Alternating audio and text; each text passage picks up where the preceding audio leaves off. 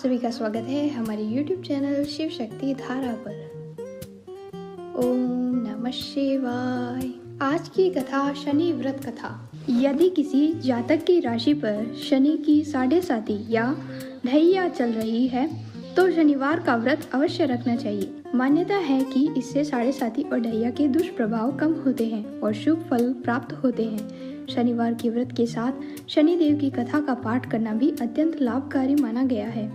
ऐसा करने से शनि देव की विशेष कृपा बनी रहती है।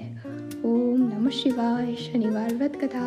एक बार की बात है, सभी नवग्रहों यथा सूर्य, चंद्र, मंगल, बुध, बृहस्पति, शुक्र, शनि, राहु और केतु में विवाद छिड़ गया कि इनमें से सबसे बड़ा कौन है। सभी आपस में लड़ने लगे और कोई निर्णय न होने पर देवराज इंद्र के पास निर्णय कराने पहुंचे। इंद्रदेव घबरा गए और उन्होंने निर्णय करने में अपनी असमर्थता जताई, परंतु उन्होंने कहा कि इस समय पृथ्वी पर राजा विक्रमादित्य है जो कि अति न्यायप्रिय है, वे ही इसका निर्णय कर सकते हैं। सभी ग्रह एक साथ राजा विक्रमादित्य के पास पहुंचे और अपना विवाद बताया, साथ ही निर्णय के लिए कहा। राजा विक्रमादित्य इस समस्या से चिंतित थे क्योंकि वे जानते थे कि जिस किसी को भी छोटा बताया वह क्रोधित हो उठेगा। तब राजा को एक उपाय सूझा। उन्होंने स्वर्ण, रजत, कांस्य, पीतल, सीसा, रांगा, जस्ता, अभ्रक और लोहे के 9 सिंहासन बनवाए और उन्हें इसी क्रम से रख दिया। फिर उन सब से निवेदन किया कि आप सभी अपने अपने सिंहासन पर स्थान ग्रहण करें। जो भी अंतिम सिंहासन पर बैठेगा वही सबसे छोटा होगा। इसके अनुसार लोहे सिंहासन सबसे बाद में होने के कारण शनिदेव सबसे बाद में बैठे तो वही सबसे छोटा कहलाए। शनिदेव को लगा कि राजा ने ऐसा जानकर किया है और वह गुस्से से राजा से बोले, राजा तू मुझे जानता नहीं है। सूर्य एक राशि में 1 महीना, चंद्रमा 2.25 महीना 2 दिन, मंगल 1.5 महीना, बृहस्पति 13 महीने, वह बुध और शुक्र 1-1 महीने विचरण करते हैं, लेकिन मैं 2.5 से 7.5 साल तक रहता हूँ।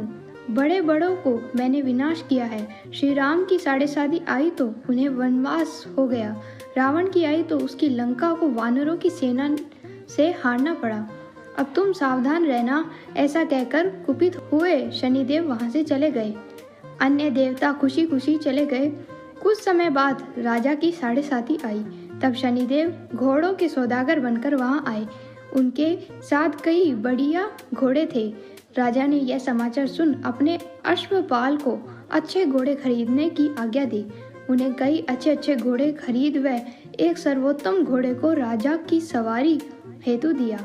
राजा जो ही उस पर बैठा वह घोड़ा सरपट वन की ओर भागा। भीषण वन में पहुंच वह अंतर्धान हो गया। अब राजा भूखा प्यासा भटकता रहा। तब एक ग्वाले ने उसे पानी पिलाया। राजा ने प्रसन्न होकर उसे अपनी अंगूठी दे दी। वह अंगूठी देकर राजा नगर को चल दिया और वहां अपना नाम उज्जैन निवासी बीका बताया। वहां एक सेठ की दुकान में उसने जल इत्यादि पिया और कुछ देर आराम किया। भाग्यवश उस दिन सेठ की खूब बिक्री हुई। सेठ उसे खाना इत्यादि कराने खुश होकर अपने साथ घर ले गए। वहां उसने एक खूंटी पर देखा कि एक हार टंगा है जिसे खूंटी निगल रही है। थोड़ी ही देर में पूरा हार गायब था। तब सेठ ने आने पर देखा कि हार गायब है। सेठ ने समझा कि वीका ने ही चुराया है उसे। उसने वीका को कोतवाल के पास पकड़वा दिया। फिर उस नगर के राजा ने वीका को चोर समझकर उसके हाथ पैर कटवा दिए और नगर के बाहर फेंकवा दिया। वहां से एक तेली निकल रहा था जिसे दया आई और उसने वीका को अपनी गाड़ी में बिठाया। वह अपनी जीभ से बैलों को हाँकने लगा।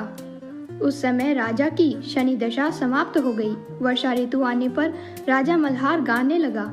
राजा जिस नगर में था वहां की राजकुमारी मन भावनी को उसका गाना इतना पसंद आया कि उसने मन ही मन प्रण कर लिया कि वह उस राग गाने वाले से ही विवाह करेगी। राजकुमारी ने दासी को राग गाने वाले को ढूंढने भेजा।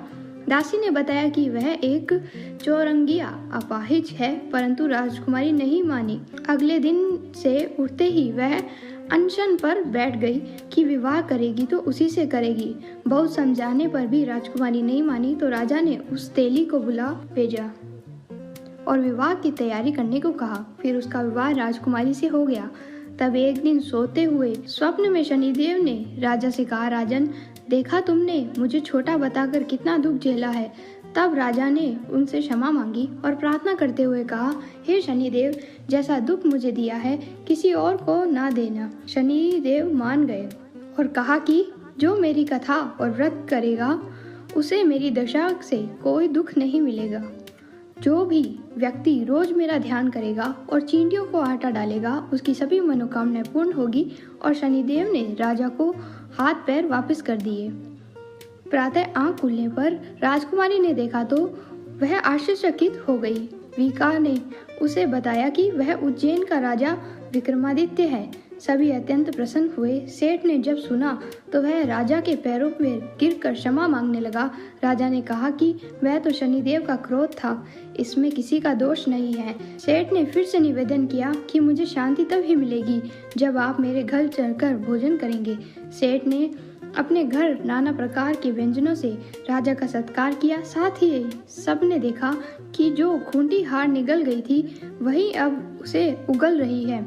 सेठ ने अनेक मोहरे राजा को देकर राजा का धन्यवाद किया। सेठ ने राजा से अपनी कन्या श्री कंवरी से विवाह करने का निवेदन किया। राजा ने सहर्ष स्वीकार कर लिया।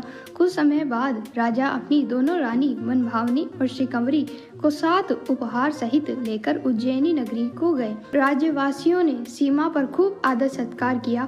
राजा नगर में दीपमाला बनाई गई। राजा ने घोषणा की कि मैंने शनिदेव का सबसे छोटा बताया था, जबकि असल में वही सर्वोपरि है। तब से सारे राज्य में शनिदेव की पूजा और कथा नियमित होने लगी। सारी प्रजा खुशी और आनंद के साथ जीवन बिताने लगी। जो कोई भी शनिदेव की इस कथा को सुनता या पढ़ता है उसके सभी दुख दूर हो जाते हैं और सभी मनोकामनाएं पूर्ण होती हैं।